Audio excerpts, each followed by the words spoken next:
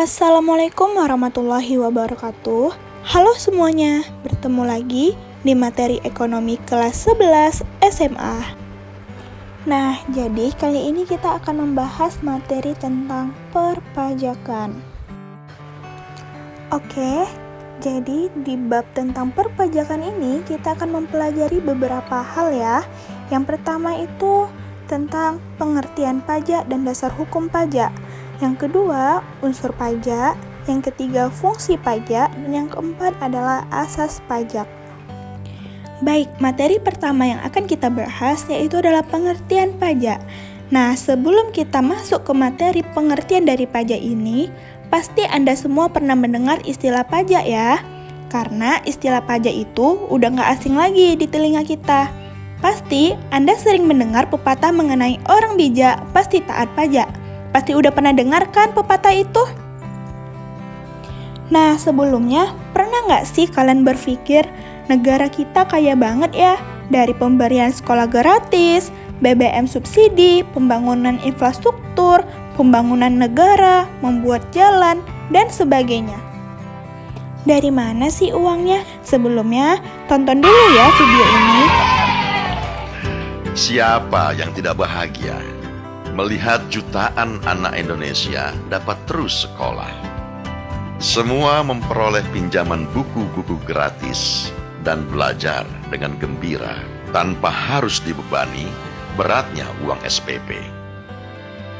Siapa yang tidak terharu melihat makin banyak keluarga bisa memperoleh berbagai layanan kesehatan dan obat-obatan tanpa harus memikirkan besarnya biaya?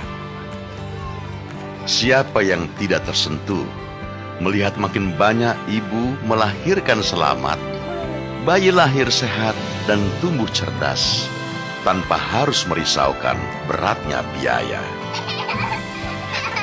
Ini semua terwujud oleh ketaatan kita membayar pajak.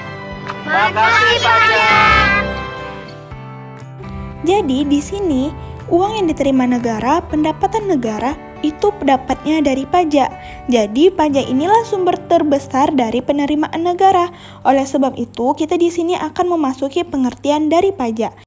Pajak itu adalah iuran wajib kepada negara yang harus dibayarkan oleh pribadi atau badan usaha yang bersifat memaksa berdasarkan undang-undang, dengan tidak mendapatkan imbalan secara langsung dan digunakan untuk keperluan negara bagi sebesar-besarnya kemakmuran rakyat. Jadi berdasarkan pengertian tadi dapat kita simpulkan ya bahwa pajak ini memiliki ciri-ciri. Yang pertama berupa iuran wajib kepada negara. Yang kedua bersifat memaksa dan dipungut berdasarkan undang-undang. Yang ketiga tidak mendapatkan balas jasa secara langsung. Dan yang terakhir digunakan untuk membiayai kepentingan umum dan kemakmuran rakyat. Jadi unsur pajak di sini dibagi menjadi 3. Yang pertama itu adalah subjek pajak. Nah, subjek pajak ini merupakan orang pribadi atau badan hukum atau wajib pajak. Contohnya di sini adalah pegawai, pengusaha, perusahaan, dan lain-lain. Nah, yang kedua itu adalah objek pajak. Objek pajak itu merupakan sesuatu yang dikenakan pajak, contohnya seperti kendaraan, penghasilan, rumah, atau bangunan. Nah, yang terakhir yaitu adalah tarif pajak. Nah, tarif pajak itu ditentukan berdasarkan besar atau kecilnya pajak yang diterima. Nah, di mana dapatnya? Dari penghasilan. Nah, materi selanjutnya kita masuk tentang fungsi pajak. Jadi fungsi pajak ini dibagi menjadi 4. Yang pertama ada fungsi anggaran, yang kedua fungsi mengatur, yang ketiga fungsi distribusi, dan yang keempat adalah fungsi stabilitas. Baik, langsung aja kita masuk yang pertama yaitu adalah fungsi anggaran atau disebut dengan fungsi budgeted.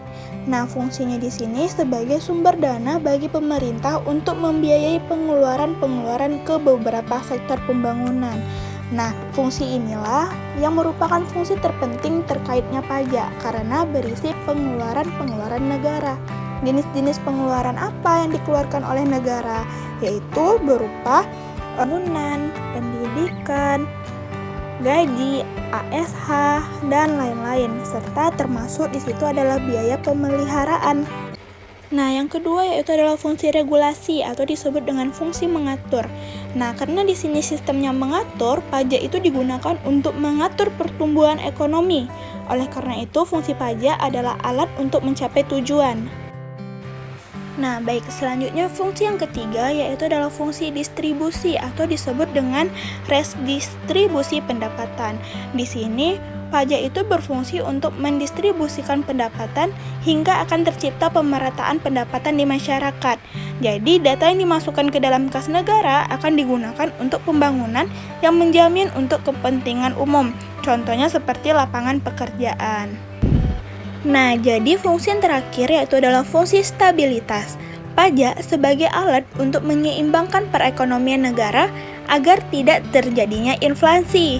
Jadi nanti si pajak ini bisa digunakan untuk mengatur stabilitas harga terkait dengan adanya inflasi.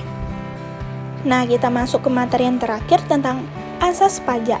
Jadi menurut Adam Smith, ajarannya yang terkenal, The Your Maxim, tentang asas pemungutan pajak sebagai berikut. Jadi asas pajak menurut Adam Smith itu dibagi menjadi 4. Yang pertama ada disebut dengan asas keseimbangan atau asas keadilan atau disebut dengan asas equality. Yang kedua, asas kepastian hukum atau convenience. Yang ketiga, asas convenience of payment atau asas kesesuaian pajak. Dan yang keempat adalah asas ekonomis atau asas efisiensi. Untuk penjelasan yang lebih lanjut, kita masuk ke slide berikutnya. Nah, asas yang pertama yaitu adalah asas equality atau asas keseimbangan atau keadilan. Pajak yang dikenakan kepada si wajib pajak harus disesuaikan dengan penghasilan atau pendapatan si wajib pajak agar tidak terjadi diskriminasi.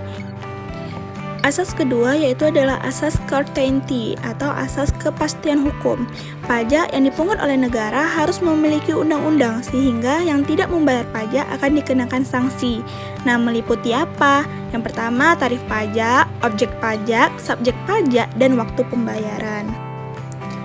Asas yang ketiga yaitu adalah asas convenience of payment atau kesesuaian pajak. Jadi waktu pembayaran pajak ini dilakukan paling baik atau paling tepat bagi si wajib pajak.